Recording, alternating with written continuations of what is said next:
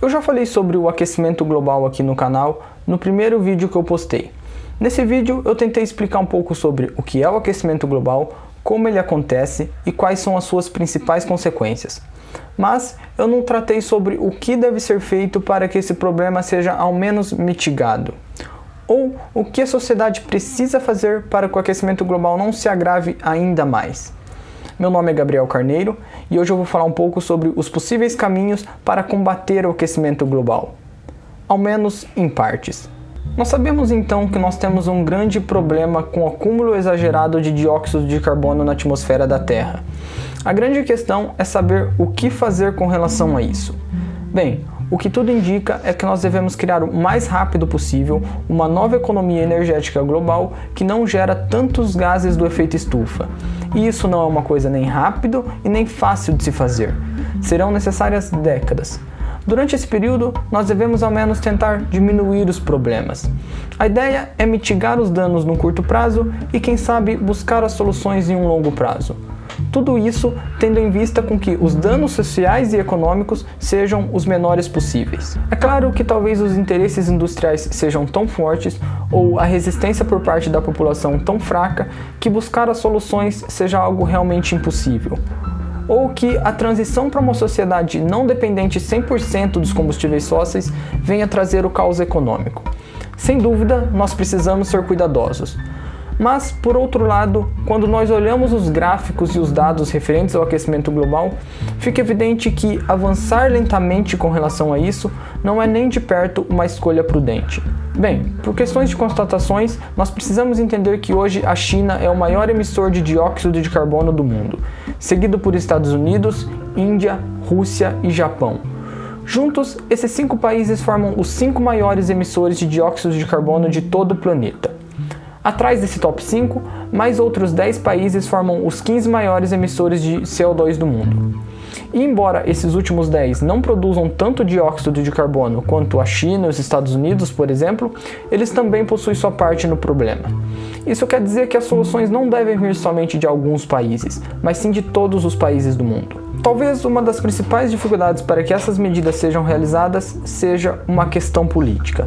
Isso porque políticos procuram realizar medidas que tragam benefícios durante os seus mandatos, para que os méritos caiam sobre eles. Só que, no caso do aquecimento global, os benefícios aparecem somente 10, 20 ou até mesmo 30 anos após algo ser feito. E embora isso seja um período longo, é o melhor caminho que nós temos. Afinal, ignorar uma catástrofe iminente é ainda mais irresponsável. Mas vamos então, de fato, ao que nós devemos fazer. E neste ponto é importante eu ressaltar que as medidas que eu vou citar aqui sobre como lidar com o aquecimento global são apenas tentativas de diminuir o problema. É muito difícil acabar com o aquecimento global por completo e fazer com que o clima da Terra volte a ser como era, digamos, na metade do século passado. Mas o mais importante de tudo é que essas medidas possuem excelentes motivos para serem adotadas independentemente das questões ambientais. Isso vai ficar mais claro. Uma das primeiras coisas que nós devemos levar em consideração é que para que o efeito estufa não se agrave ainda mais, o mundo precisa cortar em mais da metade a sua dependência em combustíveis fósseis. Isso passa por utilizar esses combustíveis de uma maneira mais eficiente. Atualmente, os automóveis são responsáveis por 1/4 da produção mundial de CO2. Para se ter uma noção, a quantidade de dióxido de carbono que um carro emite em um ano é maior que o próprio peso do veículo. Partindo então desse ponto de vista, fica até meio claro o que precisamos fazer. Nós precisamos pressionar as montadoras para que produzam automóveis mais eficientes com relação ao uso dos combustíveis. Afinal, se um carro percorre uma distância maior com 1 litro de gasolina, obviamente menos dióxido de carbono será emitido. Mas aí algumas pessoas podem tentar argumentar de que ninguém vai querer comprar esses carros porque eles precisariam ser menos velozes, menores e custariam muito caros. Mas na verdade não é bem assim. Carros híbridos que utilizam 2 motores, um a combustão e um elétrico, são velozes, espaçosos e fazem em torno de 20 km por litro de gasolina. Com relação a serem caros, esses carros aqui no Brasil realmente são restritos a uma parcela muito pequena da população ainda. Mas em países desenvolvidos como Estados Unidos e a China, que como vimos são os 2 maiores emissores de dióxido de carbono do mundo, eles já são bem acessíveis. A popularização desses carros nesses países já contribui muito com a diminuição de poluentes na atmosfera da Terra. E, embora alguns desses carros sejam realmente mais caros que os carros tradicionais totalmente a combustão, eles certamente vão gerar o retorno do dinheiro gasto adicional em questões de anos, isso por conta da economia gerada com o abastecimento. Mas é claro que nós não devemos nos contentar com carros que façam apenas 20 km por litro. Imagine que seja possível realizar melhorias significativas na eficiência do uso dos combustíveis e nós consigamos criar carros que façam, digamos, 40 km por litro. Nesse caso, nós estaríamos jogando na atmosfera apenas metade da quantidade de CO2 que um carro que faz 20 km por litro jogaria, e com 80 km percorridos por litro, um quarto da quantidade. Esses esforços voltados para o desenvolvimento de novos carros seguros, rápidos e econômicos vão proporcionar muitas novas tecnologias e com certeza gerar muito dinheiro para aqueles países com uma maior capacidade tecnológica. Muitas montadoras como a Chevrolet, a Nissan, a BMW e até a tão famosa Tesla já estão investindo pesado em uma dessas tecnologias que se mostra muito promissora: os carros totalmente elétricos. Esses carros não precisam de nenhum tipo de combustível para estarem em movimento, apenas carga em suas baterias. Alguns deles já conseguem andar centenas de quilômetros de distância por carga elétrica. O fato é que carros elétricos são um ótimo exemplo de automóveis ambientalmente sustentáveis. Mas, para que os objetivos de não agravar as consequências do aquecimento global sejam mantidos, é extremamente importante que a eletricidade que vai abastecer esses carros não seja proveniente, por exemplo, de uma usina à base de carvão. Caso contrário, todo o benefício da não utilização da gasolina seria perdido. Trabalhar em prol de carros que prejudiquem menos o meio ambiente é com certeza um ótimo caminho. Mas essas melhorias não devem estar restritas somente aos automóveis. Exemplos semelhantes podem ser aplicados também nas usinas que funcionam à base de carvão, por exemplo. Nós podemos também incentivar ainda mais o uso das lâmpadas fluorescentes no lugar das incandescentes, que não são nada sustentáveis porque gastam muita energia, emitem pouca luz e possuem uma vida útil menor. Todas essas inovações, além de contribuírem para que possamos diminuir os riscos do aquecimento global, também servem para que possamos economizar dinheiro no longo prazo. Ou seja, nós temos um excelente motivo para aumentar a eficiência dos combustíveis fósseis, independentemente da questão do aquecimento global. Porém, aumentar a eficiência com que utilizamos os combustíveis fósseis não é o bastante. Isso porque, com o aumento exponencial da população humana, maiores demandas de energia se tornam necessárias. E, para suprir essas demandas, é fundamental desenvolver meios de se gerar energia que descartem a utilização dos combustíveis fósseis. Uma das alternativas apresentadas para isso são as famosas usinas nucleares, que funcionam à base de fissão nuclear. Essas usinas não utilizam a energia que está presente nos combustíveis fósseis, e sim forçam a colisão e, consequentemente, a divisão de núcleos atômicos para que a energia ali presente seja liberada. O custo da energia gerada pelas usinas nucleares é o mesmo das usinas que utilizam o carvão e o petróleo, e como vantagem, elas não emitem absolutamente nenhum gás do efeito estufa. Parece a solução perfeita. Pois bem, infelizmente nem tudo é tão perfeito assim. Usinas nucleares são extremamente perigosas. Como Chernobyl e Fukushima nos lembram, em caso de desastres, elas podem derreterem ou liberar muita radiação perigosa. Elas também geram muito lixo radioativo, e lixo radioativo de longa vida, que pode durar séculos ou milênios. Com todo esse lixo sendo gerado, outro problema surge, o de como descartá-lo corretamente. Se for enterrado, é preciso ter muito cuidado para que ele não nos surpreenda no futuro, seja vazando ou entrando em contato com a água subterrânea. Caso contrário, nós estaremos colocando em perigo as futuras gerações. E por último, a maior parte dessas usinas usam ou geram urânio e plutônio, dois elementos químicos que são muitas vezes utilizados na criação de armas nucleares, em que nações desonestas e grupos terroristas tentam se apropriar. Se todos esses problemas fossem resolvidos, as usinas nucleares poderiam ser a solução para o nosso problema com os combustíveis fósseis, ou ao menos um grande quebra-galho até que encontremos algo melhor. Mas essas questões não têm sido solucionadas com segurança e nem há perspectivas de que venham a ser. O fato é que as diversas quebras de padrões de segurança por parte das indústrias de energia nuclear não transmitem confiança. Contudo, há um outro tipo de energia nuclear, que, diferentemente da fissão, em que núcleos atômicos são divididos, une o núcleo dos átomos. Essa é a chamada fusão nuclear. Inclusive, é através dela que o nosso Sol gera energia. A fusão nuclear tem sido vista como a solução para os nossos problemas com geração de energia. É a chamada energia do futuro, limpa e sustentável. O combustível para as usinas de fusão poderiam ser, em princípio, a água do mar, algo potencialmente inesgotável. Elas também não gerariam gases do efeito estufa e nem lixo radioativo, e nada no seu processo dependeria de urânio e nem plutônio. Mas infelizmente há um grande problema.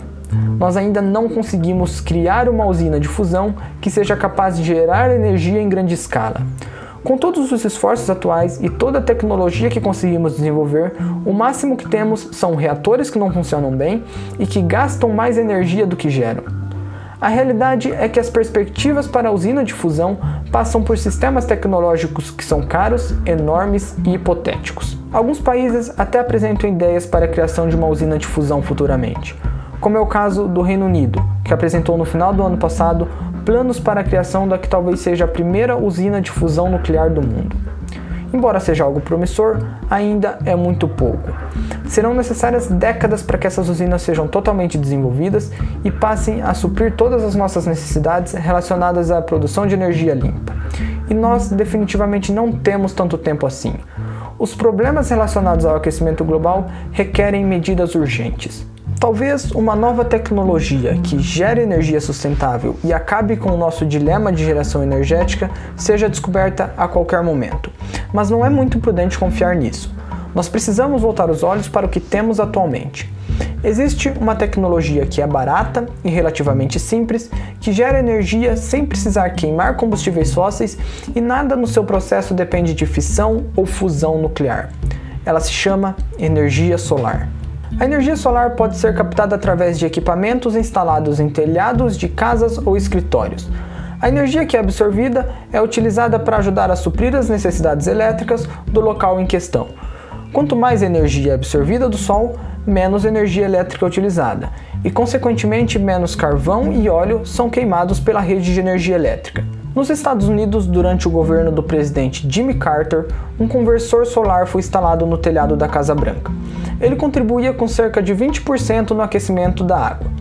É claro que isso não representava a maior parte da energia que era gasta, e o conversor também não funcionava muito bem nos dias nublados, mas ele era um sinal muito promissor do que se fazia e se faz necessário.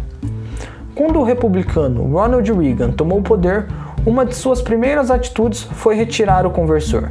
Era ideologicamente ofensivo. Também durante o governo Reagan, o apoio às fontes alternativas de energia sofreram um corte de quase 90%, ao mesmo tempo que os subsídios e os cortes de impostos para as indústrias dependentes de combustíveis fósseis e energia nuclear se mantiveram altos. Uma linha de crédito que era fornecida pela Receita Federal Americana para pessoas que instalassem um aquecedor solar em suas casas também foi eliminada pelo governo Reagan. Atualmente, mais especificamente em 2018, o presidente Donald Trump anunciou tarifas de importação de 30% para painéis solares. Já a China, pelo contrário, vem construindo enormes fazendas repletas de painéis solares e planeja até mesmo a criação de uma usina solar no espaço. Voltando os olhos para o Brasil, entre tantas medidas antiambientais do governo Bolsonaro, uma foi assertiva com relação ao uso de energia solar no país. Isso porque o governo se posicionou contrário à proposta da Agência Nacional de Energia Elétrica para taxar pessoas que possuíssem painéis solares em suas casas. Só que isso ainda é muito pouco. Embora o número de painéis solares tenha crescido consideravelmente nos últimos 2 anos aqui no país, eles ainda estão longe de ser algo em evidência. E sim, existem outras tecnologias alternativas que também geram energia limpa, como a energia geotérmica, que é a energia gerada pelo calor do próprio planeta Terra, ou a energia eólica, que é produzida por turbinas movidas pelo vento. Além disso, um processo chamado de conversão de biomassa possibilita a transformação de plantas em combustíveis, que poderiam substituir o óleo sem aumentar os danos do efeito estufa, porque antes de serem transformadas em combustíveis, as plantas retiram dióxido de carbono do ar. Mas, entre tantas possibilidades, o que parece ser o mais correto é apoiarmos a conversão de luz solar em energia elétrica. Há muitos bons motivos para fazermos isso. A luz solar é inesgotável e amplamente disponível, requer o mínimo de manutenção e não gera gases do efeito estufa e nem lixo radioativo. Uma tecnologia solar que é amplamente empregada são as usinas hidrelétricas, que funcionam através de um processo em que a água é evaporada pelo sol, cai como chuva nas regiões montanhosas, segue pelos rios até as represas e ali colocam em movimento máquinas que geram eletricidade. Além disso, já existem carros que são movidos pela energia solar. A energia que é proveniente do Sol também pode ser utilizada para transformar o hidrogênio da água em combustíveis. E há décadas, naves espaciais são impulsionadas por todo o sistema solar utilizando a energia elétrica solar. Todas essas já são tecnologias existentes. A grande questão é saber quando, se é que um dia isso será possível, as tecnologias solares serão competitivas com os combustíveis fósseis na geração de eletricidade para casas e escritórios. Há muitos motivos para que trabalhemos em favor disso. Se a gente for parar para pensar, o custo do petróleo não deve ser considerado somente o preço que é pago pelo barril. Países investem dinheiro para proteger fontes estrangeiras de óleo, e o apetite mundial por petróleo tem causado vazamentos ecologicamente desastrosos. Por que nós fingimos que isso também não faz parte do custo do óleo? Quando nós levamos essas coisas em consideração, o preço pago pelo barril é muito maior do que o estipulado inicialmente. E quando guerras são causadas por causa do petróleo, esse preço não é pago somente em dinheiro. Desse ponto de vista, fica evidente que, para muitos fins, a energia solar, eólica, de biomassa e tantas outras que são renováveis são muito mais baratas do que os combustíveis fósseis. As nações industriais de todo o mundo precisam realizar esforços para aperfeiçoar ainda mais essas tecnologias e promover instalações de grandes conjuntos de conversores solares. Deveria haver também um grande esforço federal para incentivar ainda mais cientistas a entrarem nessa área tão pouco explorada. Se nós investirmos no uso consciente dos combustíveis fósseis e introduzirmos num ritmo gradual e respeitável as fontes alternativas de energia, como energia solar, eólica, de biomassa e os combustíveis de hidrogênio, certamente colheremos bons resultados no futuro. Mas, para isso, é preciso superar o pensamento imediatista das indústrias, dos políticos e dos consumidores. É importante ressaltar que ninguém está dizendo que devemos abandonar por completo os combustíveis fósseis. É improvável que todas as necessidades da nossa civilização atual sejam supridas pela luz solar ou por moinhos de vento. Mas se nós conseguirmos frear a queima dos combustíveis fósseis pela metade ou mais, já estaremos avançando muito. Mas aí talvez surja uma outra dúvida. Será que não há uma maneira de retirar o CO2 que já está presente na atmosfera da Terra e assim diminuirmos um pouco o problema que já causamos? E sim, isso se chama plantar árvores. As árvores, quando estão crescendo, retiram dióxido de carbono do ar. Mas, para que elas tenham uma importante contribuição nisso, é necessário que uma imensa extensão de espaço seja reflorestada. Praticamente um Brasil inteiro. É muita coisa. Só que, ao invés de plantar árvores, nós estamos cada vez mais destruindo nossas florestas. Então, se nós quisermos utilizar as árvores como nossa aliada no combate ao aquecimento global, nós precisamos ter ideias criativas para incentivar o plantio. Por exemplo, se uma nova usina de petróleo, carvão ou gás natural vai ser construída, por que não exigir que os responsáveis se comprometam a plantar uma quantidade de árvores que vá retirar da atmosfera a mesma quantidade de CO2 que vai ser emitido pela usina? Se essas companhias jogam dióxido de carbono na atmosfera, elas também não têm a responsabilidade de tirá-los? E por que não criar a cultura de plantar árvores em datas especiais, como casamentos, aniversários, Natal? Todas essas são ideias que devem ser levadas em consideração. Eu acredito que nesse ponto do vídeo já ficou meio claro. Se nós quisermos mitigar os danos do aquecimento global, nós precisamos focar em 3 pontos. Aumentar a eficiência com que utilizamos os combustíveis fósseis, investir em tecnologias alternativas, como energia solar, eólica e a de biomassa, e por último, incentivar o plantio de árvores. E como eu já citei, não faltam motivos para adotarmos essas medidas. Nós teremos um ar mais puro, um menor índice de extinções das espécies, menos vazamentos de óleos, criaremos novas tecnologias e novos empregos e com certeza teremos menos guerras por causa do petróleo. Isso sem contar que estaremos também evitando muitos desastres naturais que são consequências diretas do aquecimento global, como tempestades, extremos de climas, secas, enchentes e muitos outros. As moléculas de CO2 não possuem consciência. Elas apenas são sopradas pelo vento. Podem ser produzidas em um país e acabar em outro. O planeta Terra é uma unidade. E, independente de diferenças ideológicas ou culturais, se nós quisermos diminuir os danos do aquecimento global, nós precisamos trabalhar juntos. Afinal, estamos todos na mesma estufa. O aquecimento global é um problema grave e que representa uma ameaça séria. Só que, infelizmente, nem todo mundo ainda compreende a gravidade desse problema. Na COP25, que aconteceu no ano passado, todas as medidas concretas para combater as mudanças climáticas foram deixadas para serem debatidas somente agora, em 2020. Países como Brasil, Estados Unidos, Índia, China se posicionaram contra a adoção de medidas mais rigorosas para combater a emissão de gases do efeito estufa. E o principal ponto da conferência era a adoção dessas medidas mais rigorosas.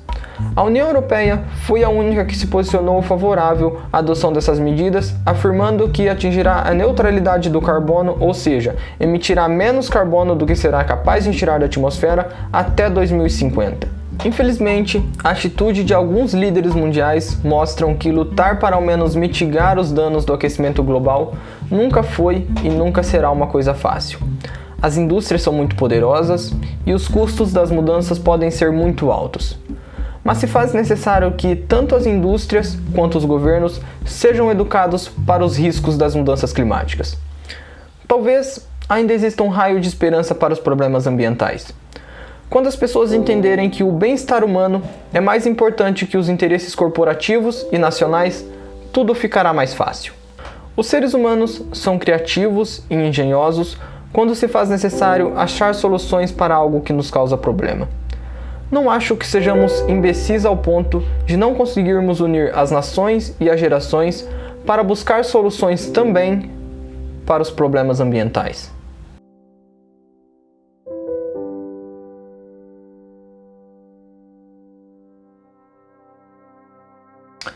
Tanto este vídeo aqui, como o meu primeiro vídeo sobre o aquecimento global, foram baseados em 2 capítulos do livro Bilhões e Bilhões do Carl Sagan.